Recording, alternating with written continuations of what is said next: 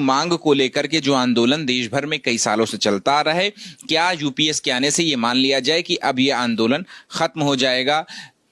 देखिए, जहाँ तक सवाल मिनिमम पेंशन का है, मिनिमम पेंशन के बारे में भी सरकार का रवैया काफ़ी लचीला रहा है।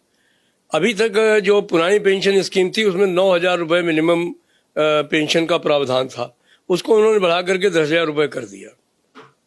उस पर भी डियरनेस रिलीफ मिलने का काम होगा। बाकी जो 25 वर्ष की सीमा उन्होंने तय कर देने का काम किया, उससे नीचे के जो लोग हैं उनको प्रोरेटा बेसिस पर पेंशन मिलने का काम होगा।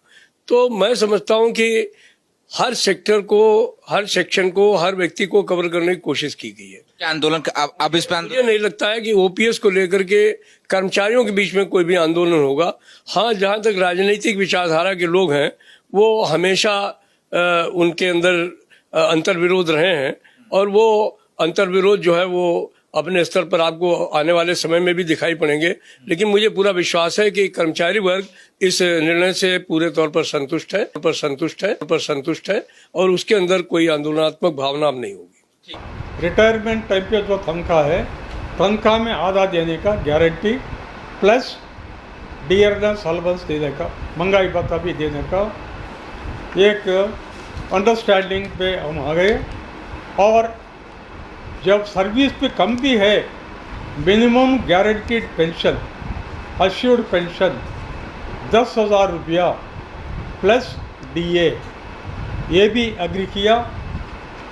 और फैमिली पेंशन, पेंशनर का डेथ के बाद में परिवार के पेंशन के लिए फैमिली पेंशन भी, पेंशनर का पेंशन में 60% देने का भी एक अंडरस्टैंडिंग पर आ गई।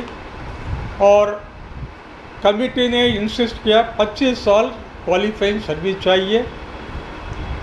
जब 25 साल क्वालिफाइंग सर्विस फुलफिल करेगा वो कर्मचारी को गारंटीड पेंशन तनख्वाह में आधा, मीन्स 12 महीने का तनख्वाह लेके एवरेज करके उसमें आधा देने का एक प्रपोजल चेयरमैन से आया। हम इंसिस्ट किया ये 20 साल करिए।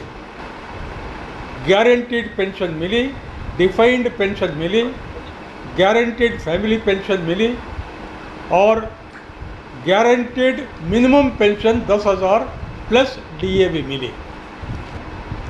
लेकिन जो है इसमें त्रुटियां हैं वो रेक्टिफाई करने का कर्तव्य बनता है भारत सरकार का।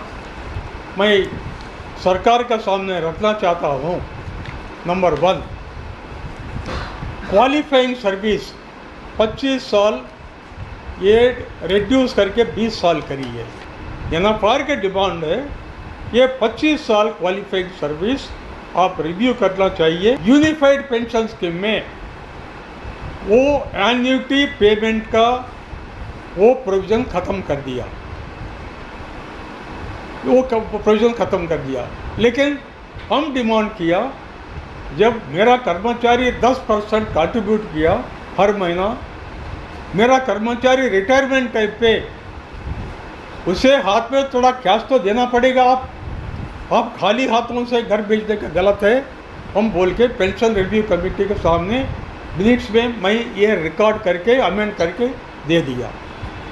वो पॉइंट पे अभी भारत सरकार क्या की, लमसम कैश पेमेंट नाम पे, अंग्रेजी में बोलते लमसम कैश पेमेंट नाम पे तनख्वाह में 10%, 6 महीने का एवरेज तनख्वाह में 10% वो सर्विस, टोटल सर्विस का हम कैलकुलेट करके लमसम कैश पेमेंट रिटायरमेंट तारीख पे पेमेंट करेगी अंडर यूनिफाइड पेंशन स्कीम।